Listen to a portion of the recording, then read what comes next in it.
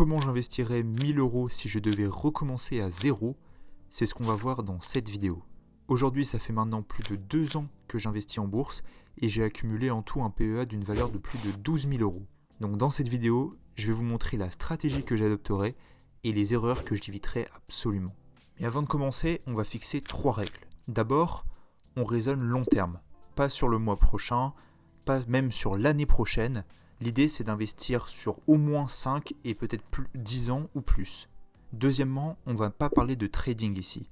L'idée, c'est pas d'acheter une action et la revendre le lendemain, c'est d'adopter une stratégie long terme qui permettra un investissement passif pour vous. Et enfin, cette vidéo n'est pas un conseil en investissement. L'idée, c'est de vous montrer les stratégies que j'adopterai selon moi, mais c'est purement mon avis et justement, vous pouvez me donner le vôtre en commentaire. La première chose que je ferai avant d'investir, c'est de me constituer un matelas de sécurité. C'est absolument impossible d'investir si vous n'avez pas ce matelas. Le vrai problème quand on débute dans l'investissement, c'est pas de rater la bonne occasion. Le vrai problème, c'est d'investir et d'être obligé de revendre au pire moment parce que vous avez un problème sur votre voiture, parce qu'une grosse facture vient d'arriver ou qu'un autre imprévu vous tombe dessus. C'est là que vous découvrez quelque chose de très simple. Un investissement long terme, ça ne peut pas faire son travail si vous devez le casser au bout d'1 ou 2 mois. Selon moi et selon la Banque de France, le matelas de sécurité nécessaire pour pouvoir ensuite investir, c'est environ 2 à 6 mois de revenus.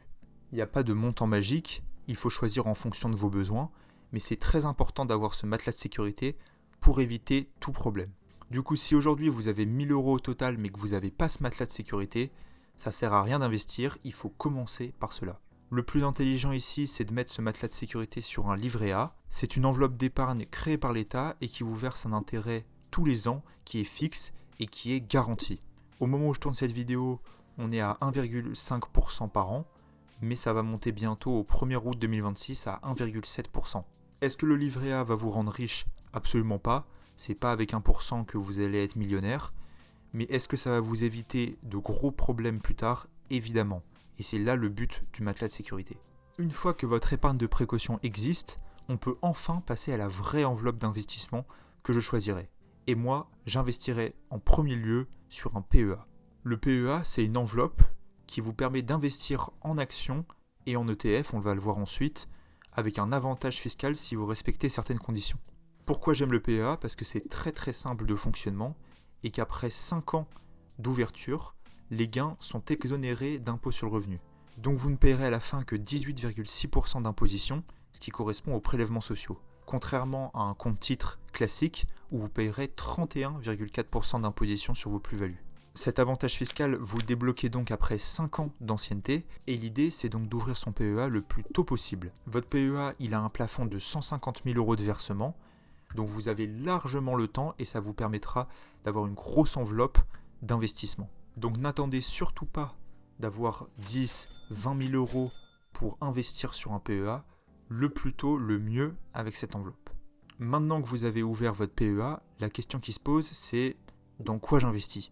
L'erreur classique quand on débute, c'est de croire qu'il faut investir forcément sur des actions très précises qui seraient parfaites. La pépite qui va faire 2 ou 3 fois le montant auquel vous l'avez acheté. Mais en réalité, si je démarrais avec 1000 €, ma logique elle serait beaucoup plus simple et très passive. Je constituerais une base diversifiée grâce aux ETF. L'ETF, pour le dire très simplement, c'est un fonds qui permet de répliquer un indice, comme le CAC 40, l'Eurostoxx 600 pour l'Europe, ou le S&P 500 pour les États-Unis par exemple. Donc en un achat, vous pouvez investir sur un nombre très important d'entreprises et ça vous permet de diversifier votre portefeuille. Le gros avantage des ETF, c'est évidemment les frais très réduits comparé à des enveloppes classiques qu'on pourrait retrouver notamment dans des assurances vie. Donc ma logique personnelle, elle serait la suivante. Pour un débutant avec 1000 € à investir sur son PEA, j'achèterais un ETF large, diversifié et éligible au PEA. On a par exemple le MSCI World de Amundi. Je vous affiche à l'écran des ETF très diversifiés qui vous permettront d'investir sur un grand panier d'actions et d'entreprises partout dans le monde. Comme ça, pas besoin de faire compliqué, on va au plus simple. La philosophie de mon PEA, c'est pas de trouver la meilleure action sur laquelle investir et devenir riche demain. L'idée, c'est d'investir votre épargne sur un investissement pas trop risqué et qui vous permettra de faire fructifier votre patrimoine sur les prochaines dizaines d'années à venir. Maintenant qu'on sait sur quoi investir, est-ce qu'on investit ces 1000 euros maintenant ou alors est-ce qu'on investit par exemple 100 euros sur 10 mois? La vraie réponse à cette question, c'est que ça dépend de votre objectif et de votre psychologie. Une étude de Vanguard très connue sur le sujet montre qu'en réalité, investir la somme immédiatement bat l'investissement progressif environ 2 fois sur 3. La logique est simple, quand l'argent est investi plus tôt, il passe plus de temps sur le marché. Et donc forcément, à la fin, il y a beaucoup plus de chances que vous fassiez des gains importants. Mais cette statistique, elle ne règle pas forcément le sujet psychologiquement.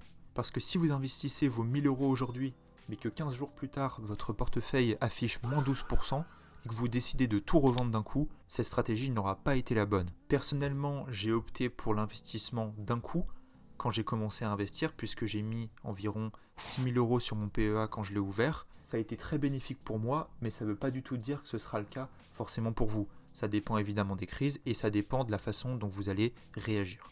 Si vous faites des projections aujourd'hui pour savoir combien vous rapporteront ces 1000 euros investis dans 10 ans par exemple, vous verrez qu'avec le taux du livret A, vous ne gagnerez quasiment rien. Mais en investissant sur ces ETF, si on estime environ 7% de rendement par an, ça devient beaucoup plus intéressant. Alors évidemment que vous n'allez pas devenir riche avec 1000 euros investis aujourd'hui. Mais l'idée derrière, c'est de créer une habitude et que le temps commence à travailler pour vous.